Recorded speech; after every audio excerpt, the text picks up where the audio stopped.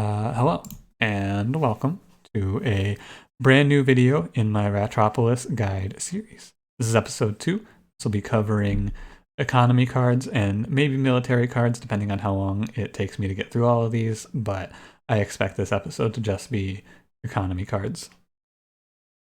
If you haven't seen the first episode, that episode covers very basic mechanics, how the game is played, and just the very baseline mechanics of Ratropolis. With that out of the way, who am I? I'm Voix. I'm a streamer, twitch.tv/Voix64. Play roguelike games every night. Play a lot of Slay the Spire. Played a good amount of Ratropolis. I've played a bit of Darkest Dungeon. I'm currently playing Darkest Dungeon, as well as a bunch of other stuff. And in my time streaming on Twitch, I have cleared Wave 120 Nightmare Mode on stream. This was in early December, so there's a VOD for that up on YouTube. It's a little outdated, right? There's been a lot of balance changes and updates. However, I think that the process is still roughly the same. I haven't done any Wave 120 clears recently due to the fact that they take a lot of time. They're like 3.5 hour experiences. I've seen people go up to like 13 hours clearing that shit. So, you know, if you want to see an updated Wave 120 Nightmare Mode attempts to clear, let me know in the comments down below, and I'll try to make that happen if that sounds interesting to you. With all that out of the way, what's up next is I need to tell you that my word isn't law when it comes to cards in Ratropolis. I have my opinions, you're going to have your opinions. We may disagree. I do not believe by any means that my way is the only way to play this game. I think there's a lot of different things you can do, a lot of different styles you can play. However, I'm going to tell you about what I think of these cards and what I think is good or bad. Maybe some little tricks you don't know. Things like that. Yeah, let's get into it. There's essentially 4 elements to every card. There's the card text, the cost, and the rarity. I was going to say the cost and the population cost, but that's incorrect. So I'm going to lump these together as one. The cost, the rarity, and the card text. Every card costs you something, every card has a rarity, and every card does something. So, for example, there's 4 rarities: common, rare, epic, and legendary. All the rarities do is affect their frequency that you'll see them. I'm not 100% certain on when each card shows up at the earliest. You can get legendary cards as rewards from boss chests, so as early as level 5 or wave 5 for those. I've seen rare cards as early as wave like 2 or 3, and I'm pretty sure I've seen an epic card by wave 7. So there's a rough idea. Epic cards and rare cards, they become more frequent as you progress. So keep the rarity in mind when talking about cards. That out of the way, I'm going to get right into the economic cards and what I feel about them. Starting with everyone's favorite, grain. Grain is a 5 cost, 2 labor cost, or 2 population cost labor card. After 50 seconds, gain 60 gold. When you upgrade it, it goes up to 8 cost, gives you 90 gold. Never do this. Never upgrade grain. That would be a disaster. Grain is one of the starter cards. It's very bad. It helps you to get your early game economy off the ground, profit 55 gold for the early population that you don't need. You want to get this out of your deck probably around wave 5 or 6 at the latest. This card is going to sabotage you. You'll end up putting a lot of grains out there and then you won't have enough population to live. But in the early game, it helps stimulate your economy. Fruit. 18 gold, 2 population, labor card, rare. After 40 seconds, gain 140 gold. Goes up to 27 cost for 210 gold, and when you upgrade it. This card is a direct upgrade to grain. It's okay. You can use it to stimulate your economy if you're having some trouble in the early game. You haven't found anything good. You can pick up a fruit. It'll help you get some money flowing if you don't have a good economic plan. It's a good way to use up extra population if you're sure you're good on defenses. So if you're on like wave 8 or 9 and you have 28 population of army out already and you have an extra like 12 population to spare, you can use this to clean up a little extra cash. Other than that, though, you don't want this in a long-term plan. This isn't going to get you to wave 120. This isn't the sort of scaling you need. The card is fine for the early game, though, and you'll want to get rid of it by late. When I say late, by the way, I don't know if I've ever clarified this. Late game to me is wave 20 and beyond if you're playing to wave 30. And I mean, it's the same, so Nightmare Mode mechanics are a little strange, but late game can be wave 30 and or wave 20 and beyond, and then Nightmare Mode's late game would be like wave 60 and beyond. When I refer to these cards, I will make that distinction though. Next up is Livestock. 10 gold, 1 population labor card. It is a common. Labor, discard 1 random card. After 20 seconds, gain 80 gold. And this card is okay. The big thing to note about this is if you have no cards in your hand other than Livestock, you cannot play Livestock. You need to discard something for Livestock to be playable. Now, that sounds bad because discarding a random card seems bad. However, in the early game, you will most likely have a cheese in your deck or in your hand left over. I will show off cheese when it comes up in the rankings here or in the list here. However, this card can be used to discard cheese and generate you a pretty quick amount of income. So overall, I think it's okay early on, but you don't want to keep it similar to fruit. This isn't a long-term plan, but it can help you get to a long-term plan. Also, the upgrade 15 and plus 120. Typically, upgrades, by the way, they gain 50% in cost and they gain 50% in effect, where as a general rule of thumb. Next up is Sale. Sale is a 12 cost rare card that says, discard your hand, gain 50% gold based on the cost of cards you discarded. Upgrade to 75%. I don't like Sale. I've never willingly picked Sale. I probably never will. I've gotten it a few times from like transform events or from the random card. There's 2 main reasons I don't like Sale. One, you gotta discard your whole hand. That's not good because the way to get maximum efficiency out of this is to basically just skip your turn. And when I say turn, I mean the draw, which use those words interchangeably. I will probably do that. It's you waste animation time when you play Sale though, because you have to wait for the cards to discard and then you have to wait to redraw. And you have to make sure that you're gonna at least break even, so you need to factor in the cost of redrawing plus the cost of this card to make sure you're not gonna lose money playing this. It's a lot of work to figure out if this card is worth playing, and I think there's better ways to spend your time. Next up is Hunt for 17 gold for the next 15 seconds plus 10 bounty. Bounty, gold obtained when killing an enemy. Every enemy has a baseline bounty.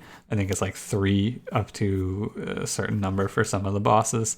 I don't know for sure, but this card essentially gives you plus 10 gold every time an enemy gets killed. Upgrades to 26 gold cost plus 15 bounty. Hunt is the general starter card. This card is what you start with as the general character. You need to make sure you're getting 2 kills with this to get value, which should be easy as long as you're playing it when the waves come along. However, I have never really tried to base an economy around bounty. I don't think that it's good. I think you want to be able to make money between waves, not just when waves are happening.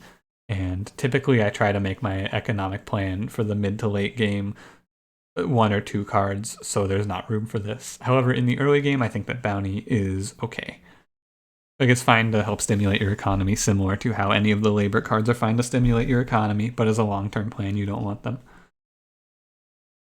Bounty Hunt. This is a 60 cost legendary card. For the next 15 seconds, multiply bounty by 2, and then upgrades to 90 cost bounty by 3.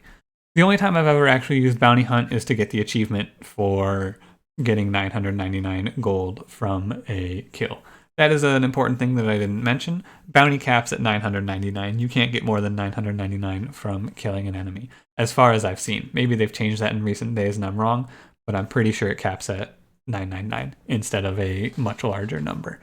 So you can maybe, like, theoretically, if you combo this card with a bunch of other bounty-based cards, you could make a strong economic plan. However, For my taste, this requires a lot of timing. You got to make sure that you're going to land your bounty when the wave hits your walls, and it's more trouble than it's worth to me. However, great for getting the achievement. Just pair this with a steal, slam into it, you get a bunch of money. I will probably throughout the course of these videos reference other cards that I haven't reviewed yet, like Steel, which is a skill. I'll talk about those when we get there, and you'll just have to bear with me. I'm sorry about that. Next up is investment. 0 cost, 6 population, labor, lose all gold after 90 seconds, gain 2 times the gold you have lost. This is a legendary card. And the upgrade takes it to 3 times the gold. No up in the price. Investment is really good. I really, really like investment. This is a really strong card to take you to the gold cap in the mid game. So how do you do that? Let's talk about that for a minute. So the first thing to note is you need to have the population free to play this. In the early game, this card will ruin you. You cannot play this early on. This is a mid to late game card when you have a lot of free population, you're well defended, and you just need to figure out what your plan is for the economy. So priority upgrade this card for sure if you're going to use it as a plan, because 3 times is better than 2 times. So let me give you a little hypothetical here. I've thought about this one before.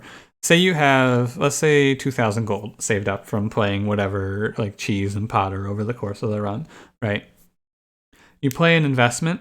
We're going to say it's upgraded for the case here. 90 seconds later, which comes out to, I think, 6 waves. It's about 15 to 30 seconds per wave, probably 3 waves actually. Probably about 3 waves later, you'll get 6,000 gold. Play it again, 3 waves later, you have 18,000 gold. 18,000 gold is more or less all you need to clear wave 30. For Nightmare Mode, this card is not a late game economic plan, but it can take you to the gold cap, which gives you, the gold cap by the way is 100,000, 99,999. But this card gives you a pretty reliable path to get to the gold cap, and then you can use that money to search for specific things. There's a lot of things that I'm going to talk about with economics that don't apply to wave 120, because I think there's a few very specific ways that you clear wave 120, and a lot of them are not with economic cards. They're with skill and building cards. So I will talk about that when we get to those cards as well. Just a little heads up if we get to this end of this video and I have talked shit about all of these cards for Nightmare Mode. The one last thing I have to say about investment is that the event that causes you to lose all your gold or lose 10 population or enemy wave time is increased by 5 seconds, that event, it happens at a very specific time after you place your 4th wall in one direction, and you can use investment if you get it early enough to dodge that event. So you can play investment and then lose all your gold, and then 90 seconds later you'll get all the gold you would have lost to that event from investment. So it's great for that. Rough Work is a 24 gold economic card, common rarity. For 6 seconds, summon a gold ore that gives 2 gold each time you click it. Upgraded, 36 gold, 3 gold each time you click it. I don't have a lot to say about this card. If you're using an auto clicker or you like pain in your index finger, take this card. Otherwise, hard pass. I never take this. It's theoretically great. However, it's not worth it. Mining. Mining is a 12 gold economic card at rarity of common. Suddenly I've had a breakdown of how I formulate these cards. Excuse me. 12 gold, common rarity, and it says, plus 2 gold. When played, permanently increase all mining card gains by 3.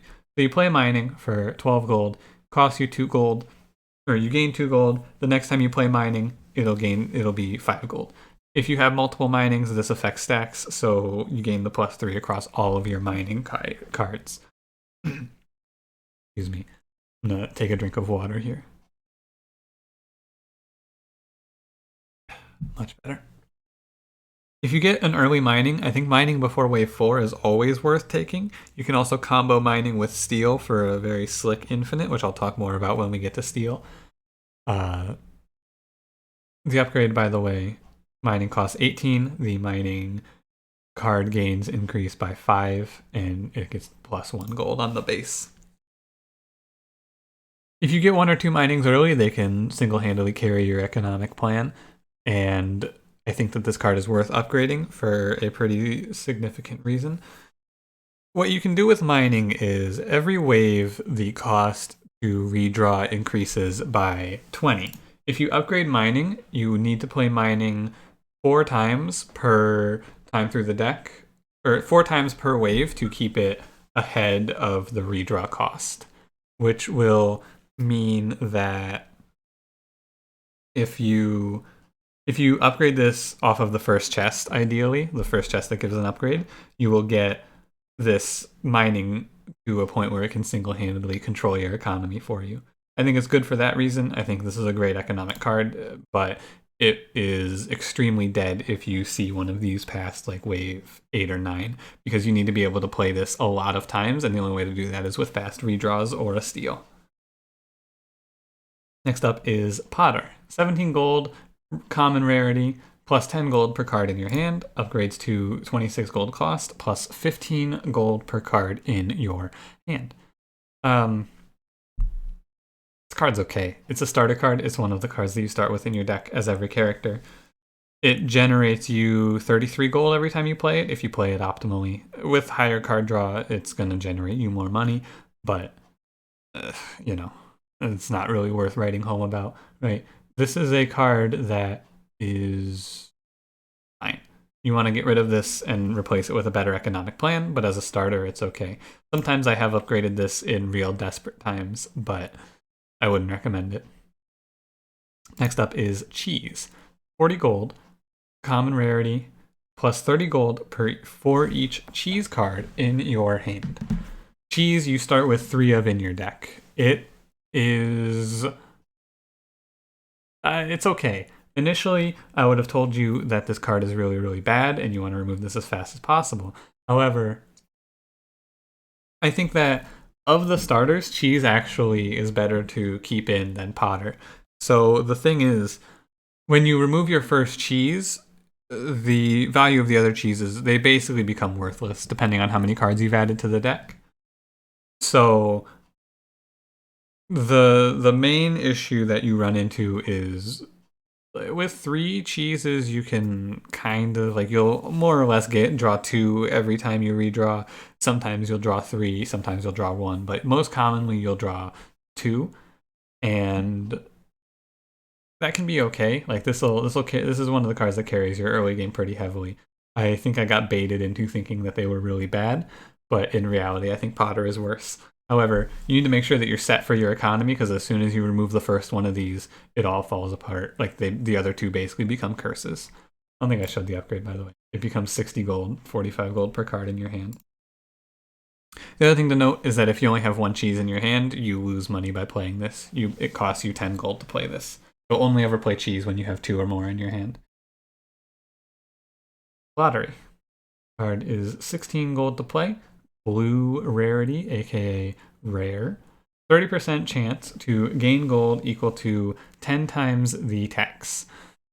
And the tax is just your passive income. This card is okay. There's not a lot of cards based on tax for your income. I think there's actually 3 in total. There might be a little more now, but I'm not sure. In terms of economics, anyway, there's a few buildings that do it as well. Lottery is okay, right? I'll show the upgrade as well. 24 gold for 15 times the tax. Essentially, if you look at it, it's not bad, right? As long as your tax is beyond a certain amount, this card is okay. I've used it in dire situations where I had no economic plan. I just got my taxes up to like 20 and then use this every time it came up, and that'll give you possibly a decent return on investment, right? If you play this 10 times, you should see 3 payouts. You'll make 600 gold in that hypothetical, and it'll cost you 160. So, that math is a little, like, that's not the ideal situation, right? The ideal situation is you're at the tax cap, which is 1,000, and then you play this and you cash in 10,000 gold. That's the ideal situation. But use it in a pinch, otherwise pass it. Combos well with raise tax, though. Next one up is Collect. This is 14 gold and a labor cost, 1 population. Labor, instantly gain 10 gold based on 10 times current tax, but income is frozen for 30 seconds. Upgrades to 21 gold costs, 15 times the current tax. This card is lottery. Like these two cards do the same thing, lottery and collect. They do them different ways, basically. I think it's worse than lottery because of the population cost, but if you look at it, what this means is you don't collect taxes for 30 seconds. So if you're giving up essentially 6 tax collections, tax gets collected every 5 seconds, you get 10 times current tax. So you net 4 times your current tax amount. However, you're paying 1 population and 14 gold. So, except for in very high tax situations, I don't think that this card is ever really worth it. I would rather have lottery. They're the same rarity. Next up is Raise Tax. This is a 42 gold epic card. Multiplies the tax by 2 times for 20 seconds. Upgrades to 63 cost, 3 times tax. This card is good. Raise Tax is good if you have high taxes. If you have a high baseline tax and you can play this card a lot of times in a short period of time, so you have a thin deck and you can redraw real fast, or you have steal, something like that, this card takes you to the tax cap very fast, and I like it for that. It's not a good single economic plan for Nightmare mode, but for Wave 30s, high taxes can definitely carry you. By the way, if I don't mention the card for Nightmare mode, that means I don't even consider it. These cards can, these 3 cards together, they can be used to get you enough income to clear Wave 30. However, if you're using high redraw plans like this for Wave 120, you are going to get steamrolled. You will not last very long. Up next is Peru. 22 gold, 2 population cost. Epic rarity. Card says labor. After 40 seconds, plus 70 gold, plus 2 card hoard. Card hoard means that when you redraw, you will draw however many card hoard you have up to the hand limit, which is 10 cards, if I hadn't mentioned that. Brew is okay. It's a decent labor card. It generates you some good money. Card hoard is really good. If you have the free population, I would recommend picking this up to help you in the mid game. However, it's not a long-term plan. Upgrade 33 gold for 105 gold plus 3 card hoard. Land tax. This is the builder's starter card. Each character has a starting economic card, and this is the builder's. This is 18 gold, common rarity, plus 5 gold per building built in the city. This does not count the town hall or any walls that you build. They are not considered for the purposes of land tax. Land tax is fine. If you have a lot of buildings, particularly if you're the builder, this card will generate you a lot of money. You don't make money with this until you have 4 buildings out, so it is a dead card early on. However, yeah, I think I would only ever take this as the builder. I would never willingly add this unless times are real tough, but you should hopefully see a better option than land tax. Hopefully. The upgrade is 27 gold, 8 gold per building. What's next is Conscript. 78 gold, legendary rarity. For the next 10 seconds, drawn military cards cost 100% less. I'm not going to show you the upgrade. This is maybe the worst card in the game. I would never pick this. There is no world. Never take this. Never take this. There is no world. Policy. 45 gold. Rarity of rare. Temporarily reduce the cost of cards in the card bag by 20. Upgrades to 30 for 68 gold. Similarly to Conscript, I would never willingly take this card. It's really bad. You need to have... There's a lot of things that I think are wrong with it. It doesn't generate you money. It's it pays for itself because it saves you 60 gold if you hit 3 cards, but this only is really going to save you money in an extremely large deck, and I try to keep my deck to the size of under 5 for the most part, so in a lot of decks that I would play, this card would do nothing. Even in the early to mid game, I don't think this generates you enough money. I would never pick this. Bargain. 10 gold. Cost. Rarity is rare. Draw 1 card. Drawn card costs minus 50%, so it costs half as much for the turn that you draw it, basically. While it's in your hand, it costs half as much. Upgrades to 15 gold cost to draw you 2 cards. Bargain is okay. Here's the thing about Bargain. Especially when you upgrade it, this is a net positive for you. You're drawing 2 cards for the cost of 1, and you're definitely going to save money. You don't need to draw, like, this card's extremely cheap. The reason I don't like this card is because you have to draw it and then play it and then animate the draw of the next card. It costs you a lot of time. This is a secret thing that these cards cost you that I haven't talked about a whole lot, but animation time, especially on card draw, is a big deal, I think. So for that reason, I tend to skip Bargain. I don't think it's really worth the trouble. However, I should point out, I have never tried to use upgraded Bargain to draw itself. I don't know if you can use Bargain as an infinite, but if you're using Bargain as an infinite, you are in dire straits. That's rough. What I mean by using a card in an infinite, I should illustrate that actually right now while we're early on. There is a card called Steel in the skill set, which can draw itself. So if you have 0 or 1 cards in your draw pile and you play Steel, Steel will discard itself, and then the draw 2 takes effect, and Steel will redraw itself. So when I refer to an infinite, that is what I'm talking about. Essentially, the card that does the drawing itself. I don't know if Bargain can draw itself. Up next is Gather. 8 gold, common rarity, plus 28 gold, so it generates you 20. If this card is discarded from your hand, gain 1 card. This is the merchant starter. I really like this card. This card it does a lot of great things for you. Having your hand size up to 6 causes you to generate more money off of Potter as the merchant, for example. Yeah, overall, I think this card's just really good. It's good. You don't want to take it long term, right? But early game, having more card draw in the form of just having a 6th card in your hand, or even a 7th card if you have 2 of these, is good. And if you upgrade it, you will get 2 cards from the redraw. So this card then becomes card positive. You have 7 cards as your hand size, essentially. It's really good. Like, it's really, really good. Oh yeah, you can also use it if you mess up your early economy. You can use it for early money as well. But yeah, really like it, but you want to remove it by late. Relic. 50 gold, epic rarity, plus 70 gold for each upgraded card in your hand. Relic will count itself. You only need 1 card that's upgraded in your hand for this to be cash flow positive. Upgrades to 75 cost, 105 gold cost, or 105 gold gained. Relic is good. This card is fine. I wouldn't use it for a long-term plan, but if you have a deck that's like full of upgraded cards, this is great. It's going to generate you a lot of money. Otherwise, you pass it, right? It is super situational.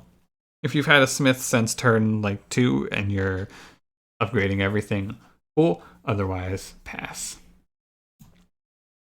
Budgeting. This is a 45 gold cost rare card, plus 20 gold for every card in your card bag. 68 gold, 30 gold, upgraded. I've never taken this card willingly. Similar to other cards, I try to keep my deck very thin. You need to hit 3 cards on this for it to be money.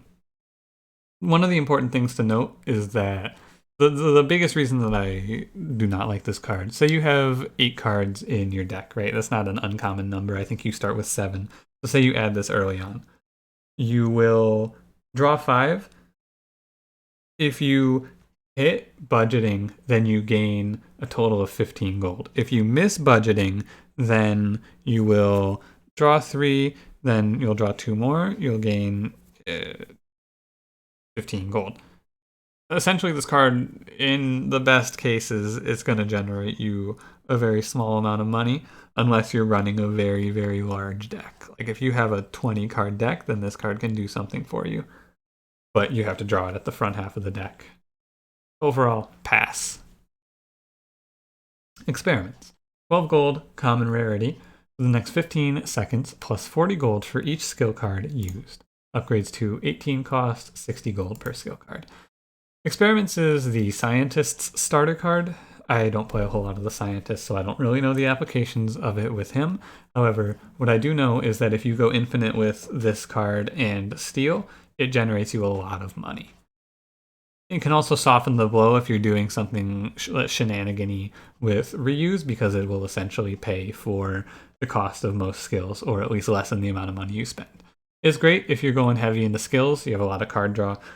I would take it in some Steel infinites, maybe for wave 120, and if you're going for it in infinite alongside Steel, you want to pick up Experiments. It's good.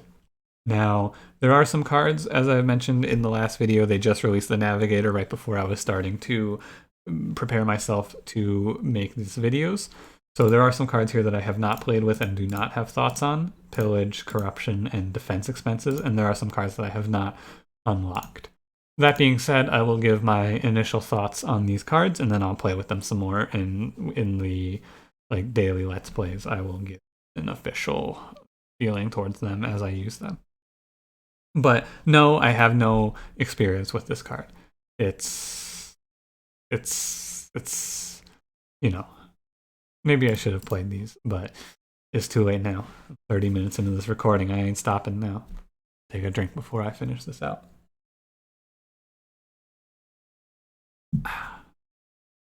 Refreshing. All right, up next is Pillage. This is a 15 cost common card, plus 100 gold. Every time you use this card, permanently reduce gold gained from this card by 10. Upgrades to 15 cost, 150 gold. So, oh, it doesn't up the cost when you upgrade it. Wow, that's interesting. I'm gonna guess that this is the starter for the Navigator. However, I may be incorrect on that. My initial look at this is this card generates you a finite amount of money.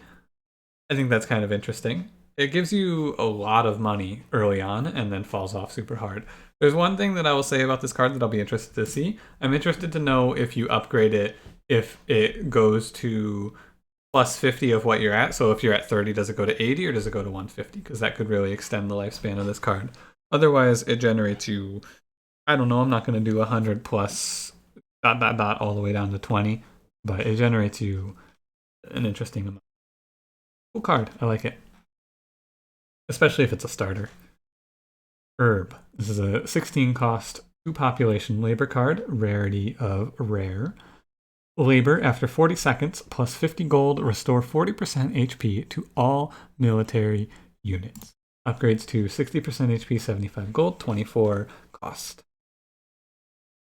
This is an interesting card. It's worse than, if we go back, it's strictly worse than Fruit in terms of economics. It's akin to grain, actually, in terms of economics. You actually make less money from this than grain. You're not playing this for the money, though. You're playing this for the restored HP to all military units. So the question is, do I think that all military units gaining 40% HP back is worth 2 population for 40 seconds and 16 gold? Well, not 16 gold, but you know, the card slot of Herb. I would say that this card is okay.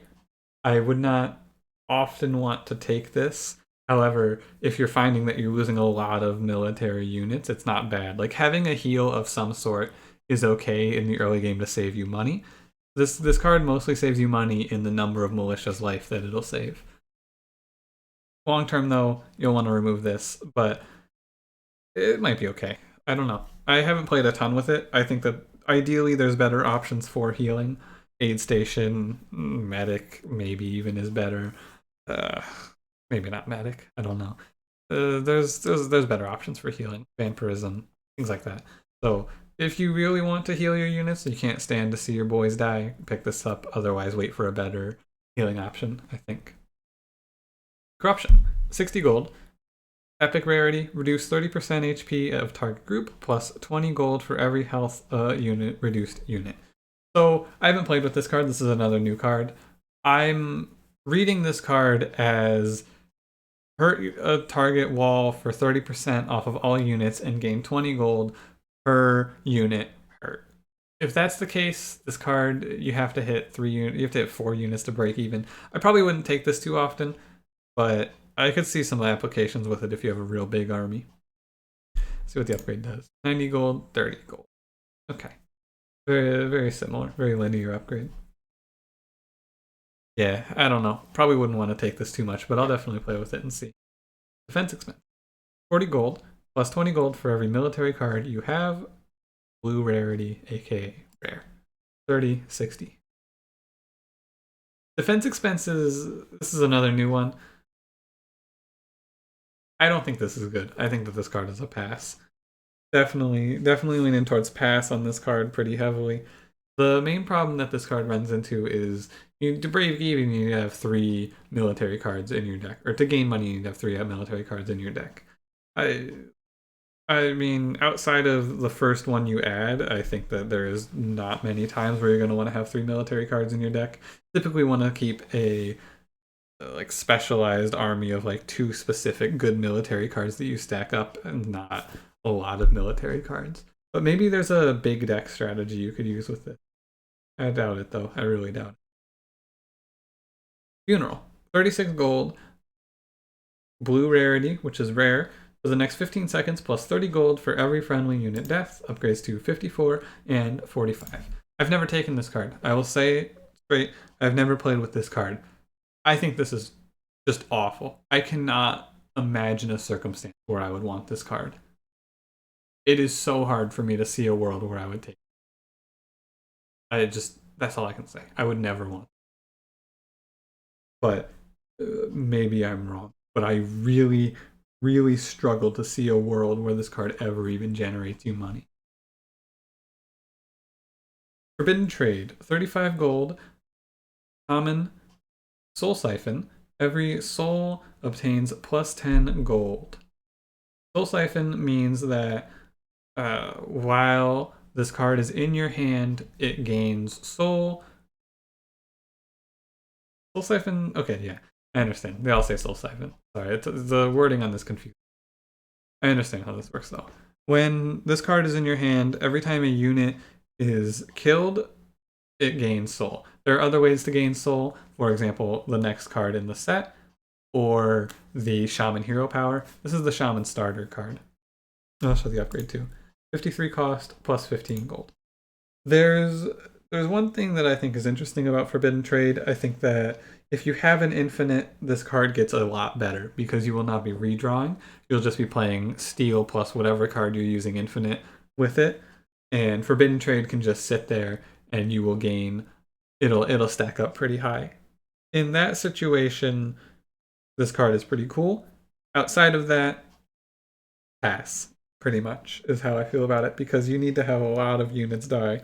It does count enemy and friendly unit deaths, however, even with that, it's tough. I don't think this is a great card for that. One thing to note with this card, though, however, is you can use this similarly to investment to cheat your way out of getting absolutely screwed by losing all gold at the event that I talked about earlier, where you lose all gold, lose 10 population, or give the enemies 5 seconds wave time. If you just stack up a Forbidden Trade throughout the entire early to mid game and then put down your 4th wall, you can cash this in to more or less keep your economy the same. You still lose the money, but you don't take as big of an impact, right? And the final card, Soulflower. This is 22 gold, 2 population, labor card, rarity of rare. After 60 seconds, plus 80 gold, plus 5 soul. So this card is okay if you're focusing on soul, right? If you're focusing on a deck that has a lot of soul-based cards, which we'll get into more soul-based cards in the future card reviews. It seems okay. The biggest problem with this card that I have is that soul is only generated unique to the card. So, for example, Forbidden Trade has a different amount of soul than another card that has soul, say Soul Reaper, the military card. It's not a shared resource. So you don't just get 5 soul, you have to make sure that when this card's labor cashes in, you have a card that says soul on it in your hand. If you have a lot of soul cards, this isn't a problem. If you're only using this for like 1 or 2 soul cards, that can be troublesome. And if you miss the soul, then you're just paying 22 gold for a worse fruit.